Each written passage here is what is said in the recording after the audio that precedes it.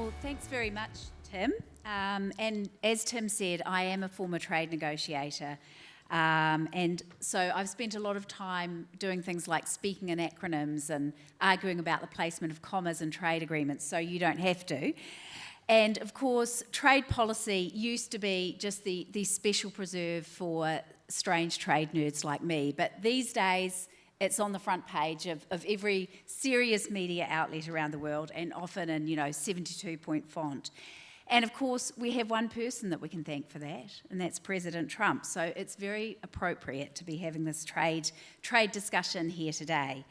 As the Prime Minister, I think, mentioned earlier, or the Trade Minister, President Trump has described tariff as the most beautiful word in the dictionary.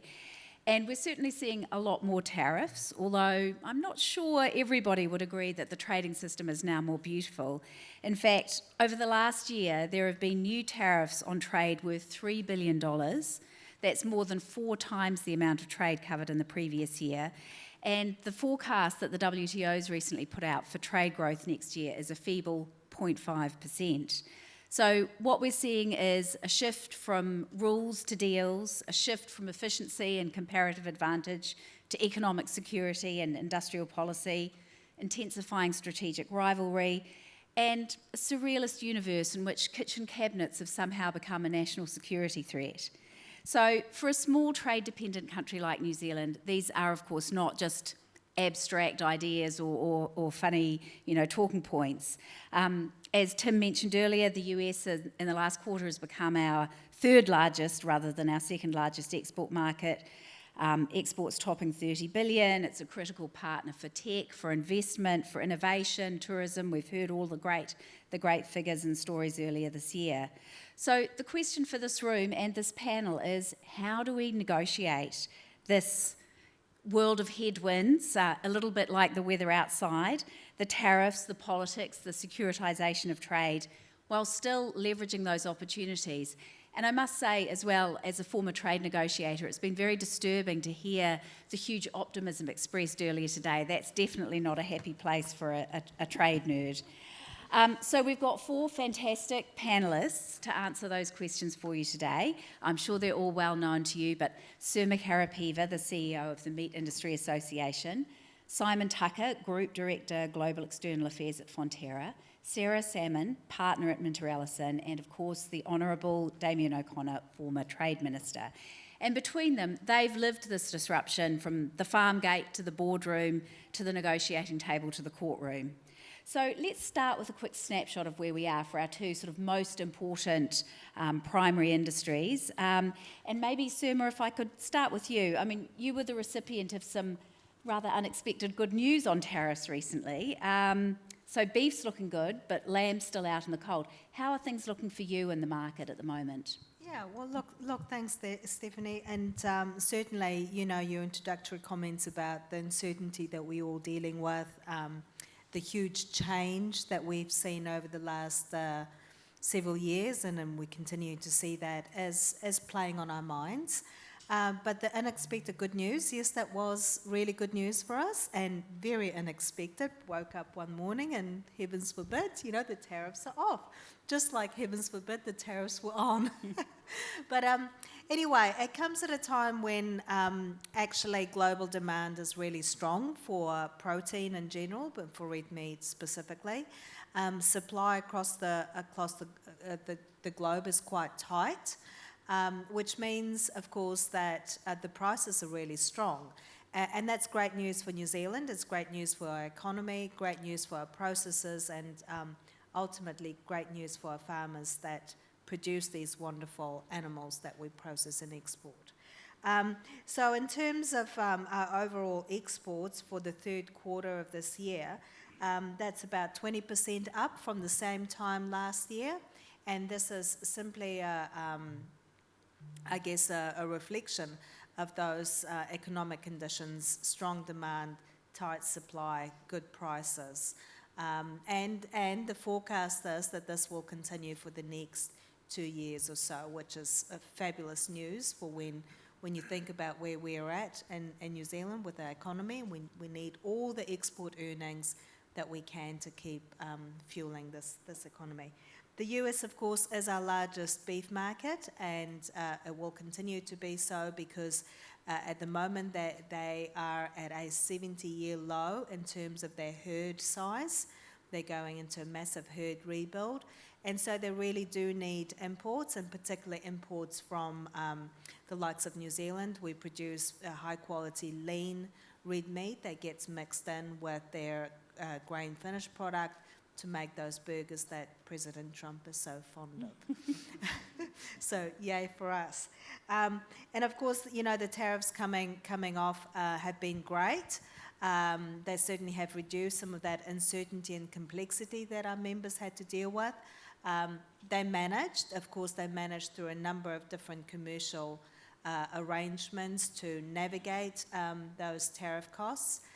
But ultimately, the US consumer was the one that faced the increased costs. Food price inflation in the US is running high, and of course, nobody wants to pay more for their food than they need to. And I guess the removal of the tariffs is partly in response to that. You mentioned lamb. Yes, unfortunately, lamb was not the recipient of the good news. The US is not a very big lamb market for New Zealand, but having said that, it is a very high value and a growing market. So it is disappointing that we still face that additional 15% on our lamb exports, and we are hopeful that over time that will also be addressed. Our exports into that market are really complementary to the US production, and it means for consumers that lamb is available on the shelf 365 days a year. So it's a product category availability. And it's becoming more popular, particularly with ethnic cuisines and the mix of different cooking styles in the United States. So we are hopeful that it will come off, but at the moment we have to deal with the additional 15% tariffs. Thanks, Sirma. And obviously, something that underpins a lot of this is, of course, now the scope for a lot of wheeling and dealing being done in Washington about who actually can get an exemption from the tariff, or in the case of sheep meat, maybe people who want to keep those tariffs high. Just as long as there's enough mince in New Zealand for those IKEA meatballs, I think that's probably the main concern of everyone. Oh, pork. Okay, there you go.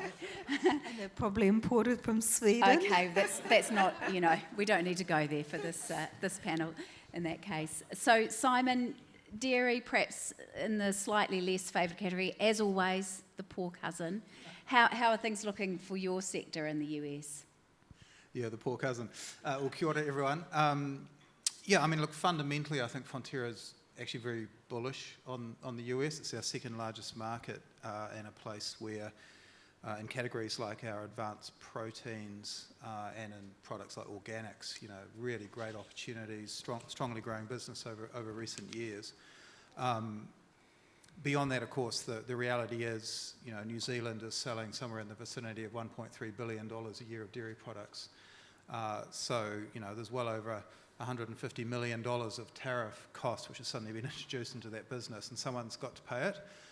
We're working hard to make sure it's not us. And that really is a matter of looking through sort of product by product, customer by customer, looking at how we come to agreement around how those costs can be passed in or absorbed into the value chain. And obviously that's a very unwelcome process, but I think it is important to keep your eyes on the sort of long-term opportunities in the market as well. Maybe just a final point, our biggest strength is in categories like advanced proteins. There's a lot of IP tied up. The reality is that a lot of our US customers can't source the products we're selling them from really anywhere else in a cost-effective way. So, that gives us a really good opportunity. Similarly, we've been able to premiumise some of our low-carbon dairy into the US, and that is not an easy thing to replicate. So, yes, it's challenging, but we're getting on with it. And, I think our fundamental view of the US market is still it's a land of opportunity. Thanks, Simon. And I think that sort of niche story is something that we've heard a lot today already, isn't it? We've also heard, Sarah, a lot about uncertainty, and I think most people talking about, what new tariffs will come on, but of course there's a more fundamental question than that, isn't there, which is, will these tariffs actually stick? So what's going on in the Supreme Court right now? Oh, good question. So many of you will have seen the news, probably about a month ago now, the Supreme Court heard oral arguments of cases being conjoint appeals on the legality of the Trump tariff program.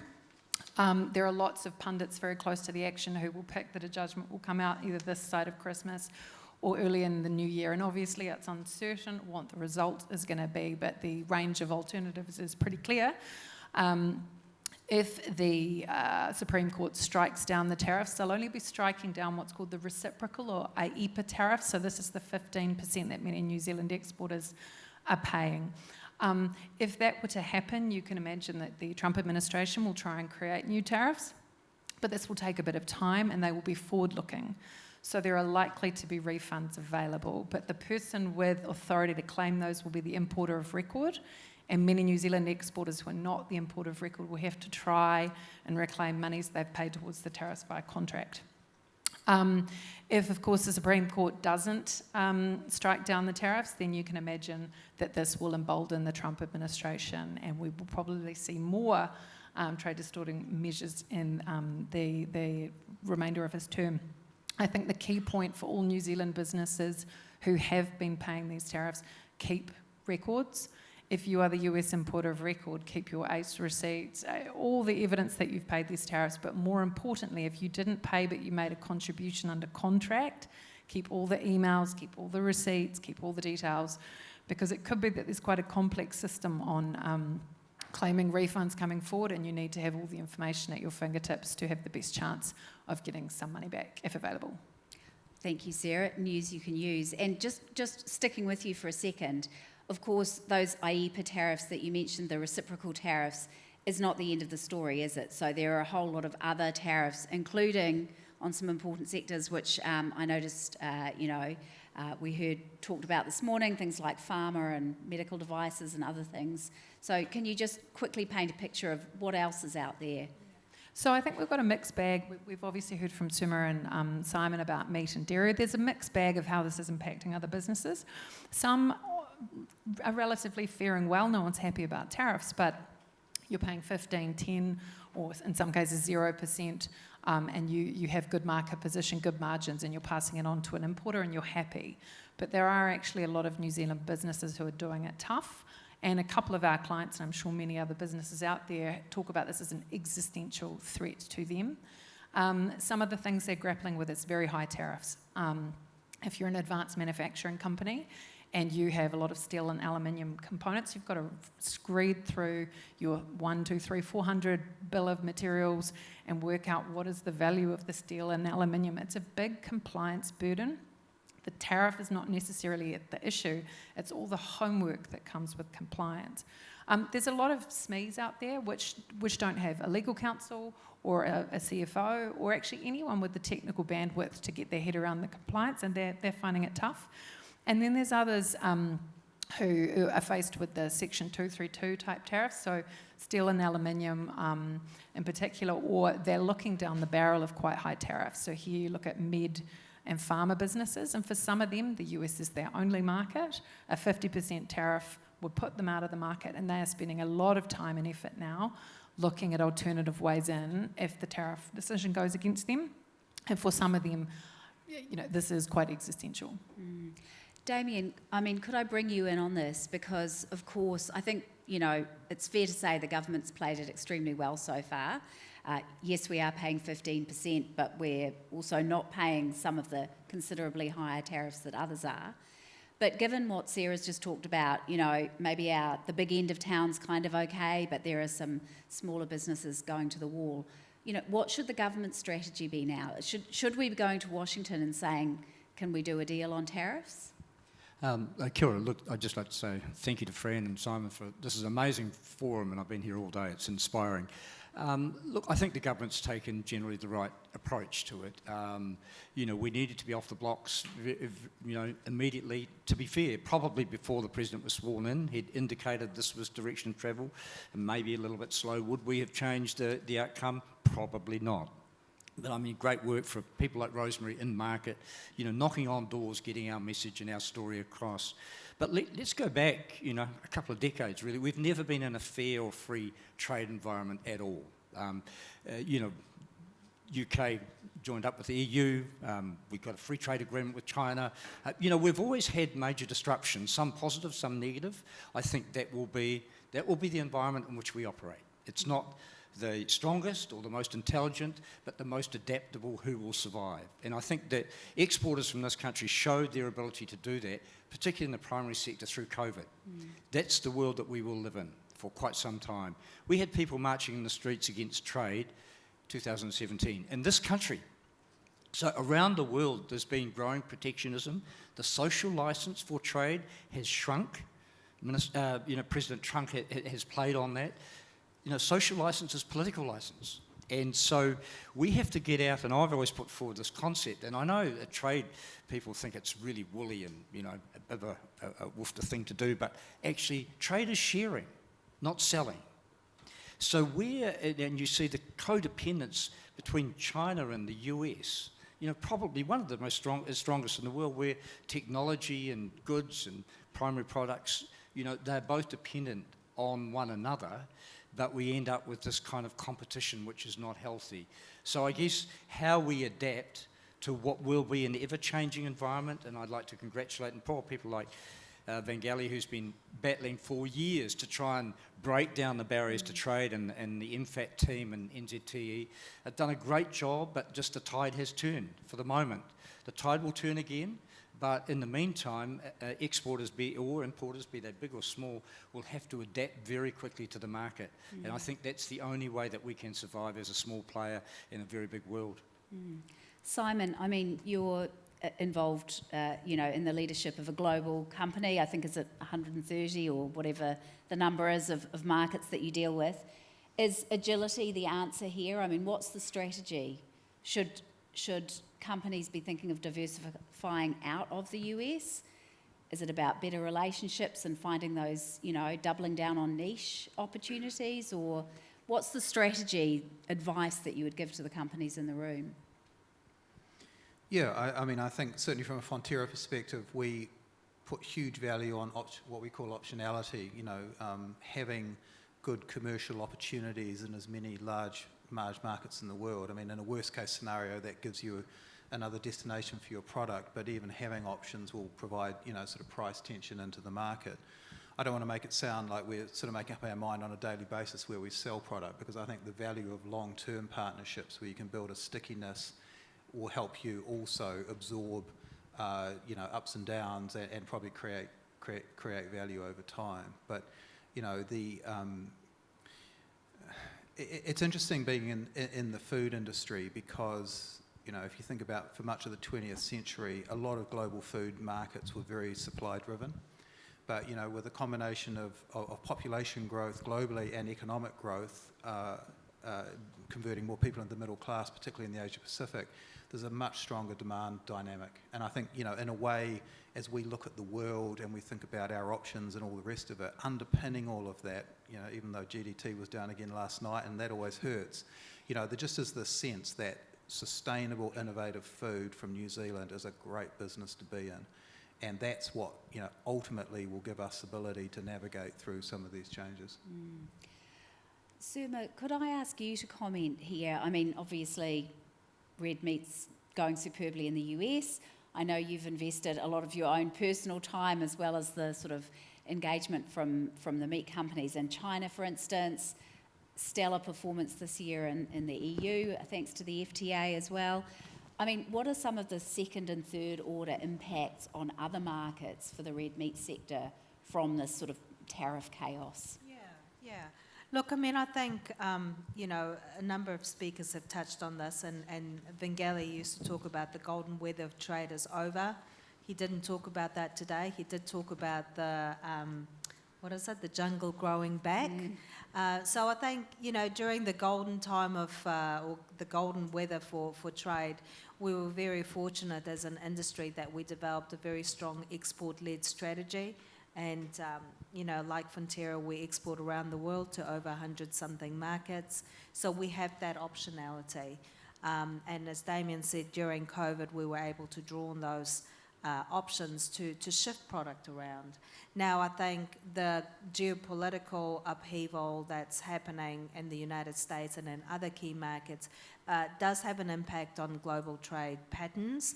And, it puts our companies in a situation where they have to look very carefully at their strategies, at their markets, at their commercial relationships to shift product around to the second, third, fourth optimal market. And so we're seeing, for example, the tariffs that have been taken off the Brazilian product going into the United States. It will have an impact on Brazilian exports into China. Brazil is the #1 exporter for beef in China. They're increasing their exports and will continue to do so. And that is having a displacement issue in some of our products. And so that's impacting our market share. And yes, we are investing because we've got a somewhat different product, being more grass-fed, more naturally raised compared to some of the feedlot style beef. But nevertheless, it will have an impact. Having said that, so that's the negative effect. But having said that, you mentioned the FTAs. The UK FTA, which came into effect several years ago, has been really a positive development for our industry, and our beef exports into that market have grown by value by about 300%, which is significant. The EU, likewise, the FTA has provided us with more certainty around our sheep meat access, and that has been growing really well, on the back of the fact that the European producers are having some challenges. Demand is still there, but supply is a little tight. So we're able to draw on those networks of trade agreements that were put in place during the golden weather for trade to mitigate some of the disruptions that we're seeing in global markets. And I think that's the value of those free trade agreements that the government has negotiated and continues to negotiate. It gives exporters that optionality and the ability to look strategically across the globe to different markets. Thanks, Sirma. I think, and credit, of course, to past governments for the great work that's been done on building out those FTAs as well. I mean, Damien, do you think that there are going to be pressures on New Zealand as our sort of first and second trading partners, the US and China? Are we going to start being obliged to pick a lane between those two partners, do you think? Because, we're already seeing in the world of trade agreements now this sort of new ethos of, maybe if you're our friend, you can't be friends with others. Is that something we're going to come under pressure on as well? Look, I think due to the hard work of our predecessors, we're respected across the world of international foreign affairs and trade. So we've always been an honest player, and obviously we have issues with China, but they are #1 export partner. We raise those issues from time to time, but we continue to build a very strong commercial relationship. Same issues with the US as well. I don't think we'll have to pick. I think we have a track record of being upfront, of providing products that people want. I think the challenge over time, and it was raised here by one, is and I think to get the wording is, are you solving a really big important problem? And I think we have to shift ourselves from providing what people want to providing what people need. And I think New Zealand does have the ability to do that. We're doing that in many areas. We heard from education, security, and even in food production. And I think it will be partnerships. We may see that evolve through the India Free Trade Agreement or whatever evolves from that. But I think, turning ourselves into a country that is providing what others need. They seek out what we provide. It's people, and I think we have wonderful people. We have IP. We have a commitment, we have an integrity that the world respects. So that's our challenge. And I think in terms of having to pick, I think we've navigated that in the past through difficult times. I think we can do that into the future. Thanks. Well, I mean, Sarah, if I could bring you in now. Of course, everybody's obsessed with tariffs now, but for, you know, if I may describe you as a sort of fellow trade minutiae nerd, of course, the pain points for business are not just about the tariff. In fact, for lots of food exporters, the tariffs are almost irrelevant compared to this crushing burden of non-tariff barriers. So, you know, tariff classification, rules of origin, customs valuation, export controls, investment screening. I mean, it's kind of death by 1,000 layers of red tape, really, isn't it? So can you tell us a little bit about, I mean, what's the new compliance landscape for New Zealand businesses? And I guess, you know, back into the sort of world of practicalities, what can they do about it? Thanks, Steve. First of all, I'd like to thank you very much for calling me a trade minutiae nerd in public. That's excellent. So what does the landscape look like? I think there's what's happening at the border in the US and what's happening behind it. It's really interesting, and I'm sure Customs Service New Zealand would be very jealous to hear that the US has got 2,000 new customs officers in 1 year and has a budget to hire 5,000 more in the next 4 years. They've made major investments in AI tools and trade surveillance tools, and they are looking and dissecting trade documentation very closely. So 4 things they're looking at in particular. Have you classified your goods correctly? Are you making credible origin claims? Have you valued your goods correctly? And are you trying to transship something from a high tariff country like China to avoid duties? They're doing a lot of investigations. Most people, that starts with the same form. It's a 2-pager. It's a tick box on the front and a free-form box on the back, where they will put a laundry list of things they want from you. And it's really important to get that initial response right and to get them to go away as quickly as you can. Behind the border, I think what we're seeing in the US is not necessarily so dissimilar to some of the things we're seeing in the EU. So a real uptick in terms of new safety, security, compliance requirements, which are requiring New Zealand businesses to have better visibility and better data on their business. So this is things like the new incoming Food and Drug Administration food traceability rules, or new investment screening programs, export control rules. We're seeing similar things out of the EU with the new deforestation regulation. So I don't think there's ever been a more important time for people to really invest in compliance professionals and software, to make sure you understand your requirements, you're taking the steps to meet them, so that you prevent it's easier to front foot it and prevent investigations before it happens. And people who are well prepared are best placed to navigate this new environment. So growth opportunity for professional services providers, I like to hear about that. I mean, I guess we can probably be pretty comfortable that one area you're not likely to be experiencing new compliance burdens in the US is around climate change, which apparently is not a thing anymore. I mean, Simon, Sirma, how important is the sort of the sustainability credential to your product now going into the US? So, Simon, you've touched on this a little bit already. Do consumers still care? You know, what does it look like now? I can certainly say that for those customers that we've been working with in the sustainability space, particularly around climate, their interest continues. Interestingly, we've had no rescinding of those requirements. I think that's an important signal.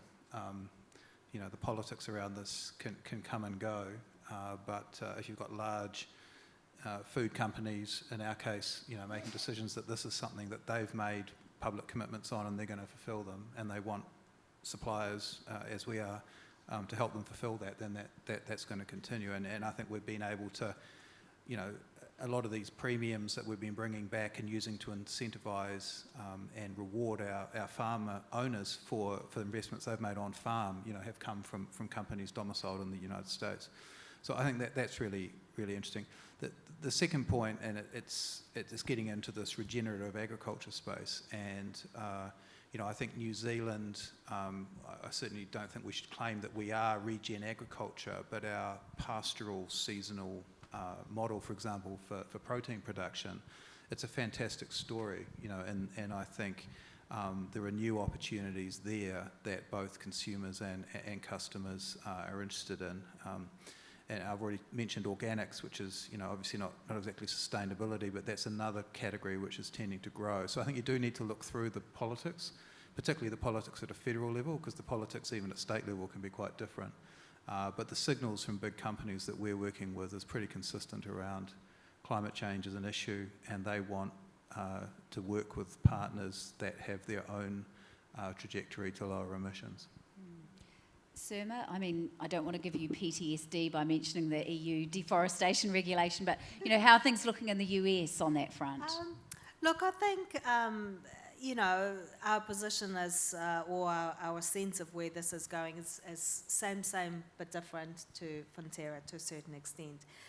Certainly, sustainability credentials are important, and they're important from the perspective of telling our story, but telling our story more to institutions like insurers, banks, and investors. They're the ones that are really driving that.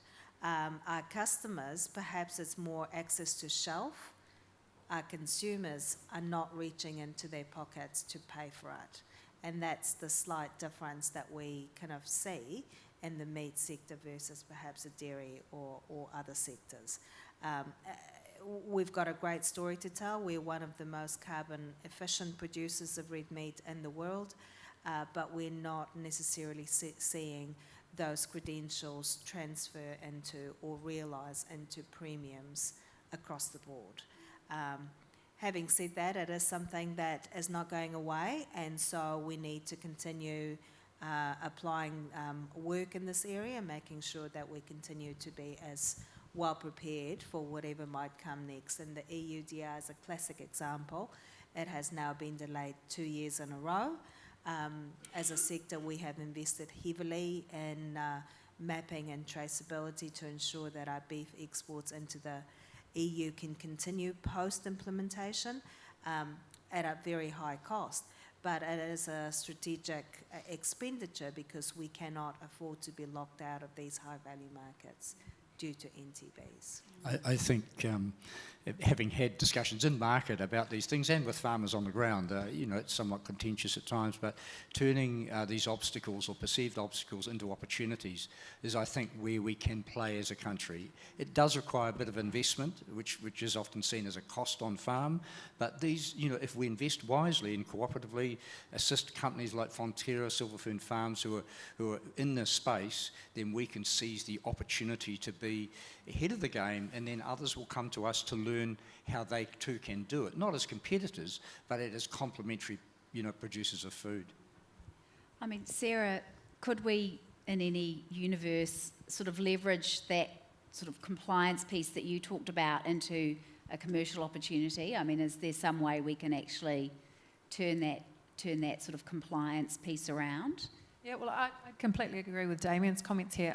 There is a lot of complexity involved in complying with these systems, whether it's aspects of the US tariff regime or the EUDR, or, there are many such initiatives out there at the moment.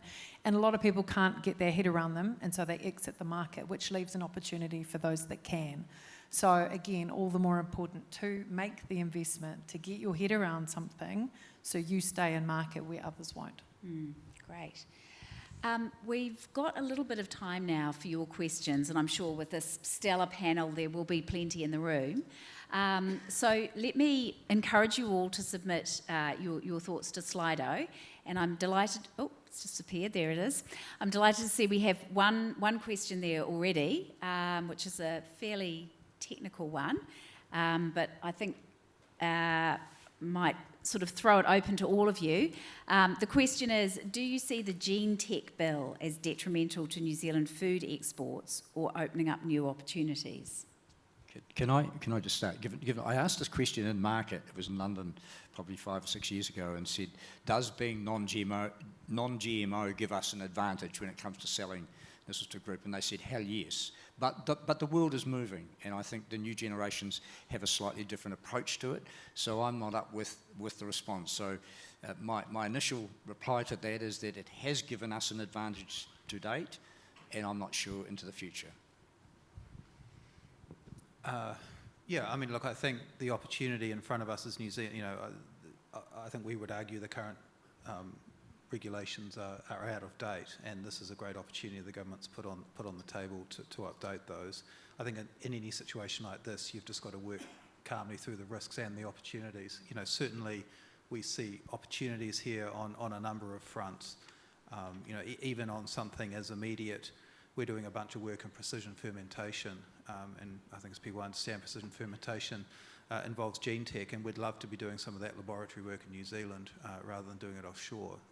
And you know, how we work with precision fermentation as an exciting new part of the food industry is a really good strategic question for us.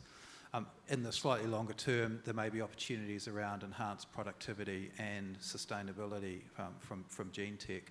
I think the trick is getting the right hooks in the legislation so that you can create regulation which sensibly and calmly works through the risks as new technologies become available. And there's important questions such as our high-value organics industry. You know, how do we make sure that we sort of protect them? So yeah, I think it's the right thing to do for us to update the legislation. But as always in these things, there's a bit of detail to work through. And clearly resonating, I noticed the US Chargé d'Affaires talked this morning about sort of the health and biotech kind of area being one of the 5 pillars for the administration. Sirma, anything to add on gene technology? Well, no. Look, I mean, I think Simon's answered the question beautifully. I mean, this is very much a yin and yang, right? It's this, you know, two sides of the same coin. Where there's risk, there's opportunities. It's a matter of being mindful of that and working through systematically and sensibly and with logic to ensure that you can capture those opportunities and mitigate those risks. And certainly the process that is currently being undertaken with the Gene Tech Bill is part of that solution. So. Great, thanks. Can I just I mean, the bill as proposed, of course, includes no economic analysis of the implications of it. And I think while there's a general agreement, and there has been a cross-party to update the legislation, the debate at the moment is whether the current proposals are the right ones, and I think that's why it's stalled. Great, thank you. We've got another question here, and we've kind of touched on it a little bit already. How can small and mid-sized exporters who may not have the hedging capacity of larger companies protect themselves from US tariff and market volatility? I mean, Sarah, you've talked a little bit about some of the practical strategies. What else could you add to that? Yeah, so I would have three hot tips here. I think for SMEs, talk to NZTE. They have a lot of excellent commercially focused materials on their website. They also have a service to support exporters. Go and have a look at the US law firm articles. There are so many US trade lawyers. They're all jockeying for position in this market, which means they are all writing very useful articles to talk you through certain regimes. And thirdly, there are wider consultants at all levels of the market in New Zealand, and a lot of the boutique trade consultancies are very well placed to help SMEs as well. Hear. We've got another question here. Is the current government doing enough? This is getting into slightly spicy territory. Is the current government doing enough to protect our green image as both a food exporter and tourism destination? Is there a risk of us breaching our FTAs? Is this for me? I'm sure you have a view, Damien. I won't pass judgment. I have an opinion, of course. I guess we saw, and I go back to my point around social licence and around political licence, and the fact that we do have more focus on sustainability, biodiversity, animal welfare. These are things that, you know, we discussed bluntly, I have to say, in the UK FTA, earlier discussions, flowed through into the EU as well. This will be part of, I think, ongoing. They may not be part of India. I can't make a judgment. But I think it is really important that the image that we have around the world, which aligns with those values there, is maintained. And obviously our commitment to Paris and to emissions reduction is something we should not shy away from. I guess how we get there is part of the political debate. It's all very well saying we have a net zero target in 2050. That's a long way out. And the longer we delay some action, the harder it will get to meet those commitments. And obviously a topical issue is whether we write out cheques in 2030. I won't comment other than to say we should be doing all we can to move down those paths of sustainability and emissions reduction. Yeah, I mean, I think maybe just to build on that from a company perspective, you know, we are very focused on making the right decisions to adopt what we see as a sort of leadership position on our most material issues, and you know, that's just good business. And if you think about the long-term value of our farmer owners and their assets, and the long-term prospects of us as a cooperative company, you think about, you know, the global mega trend which underpins all of this around, you know, sustainability. I mean, I think it's the right long-term decision for companies to be investing in sustainability and seeing how you can create essentially a valuable market proposition off the back of that. You know, we as a dairy industry are also very mindful of our obligations to our fellow New Zealanders. To be honest, I'm less concerned about the free trade agreement stipulations. I think that that's in many cases being used slightly in an overreachy way, would be my view. But I do think, you know, New Zealand, all of us selling food overseas from New Zealand to some extent are leveraging New Zealand's provenance. So I think we should all be thinking about the value of that, you know, and what's that? It's safe food, it's high quality food, but it's also something instinctively around, you know, the way that we farm here, and our pastoral model where dairy is concerned. And of course from the red meat sector as well, some superb evidence-based credentials there as well. Now, it saddens me to say that we're down to our last 12 seconds, so we probably need to wrap things up there. But let me just take those few seconds to say thanks so much. Some excellent insights from all of you, but also really interesting to see that through the course of the discussions, right from the Prime Minister at an extremely early hour this morning, you know, some of those themes around sort of optimism, niche opportunities, the agility and kind of, I guess, creative mindset that we can bring as a small country down at the bottom of the planet, have really been very, very, you know, clear through the day. So please join me in thanking the panel.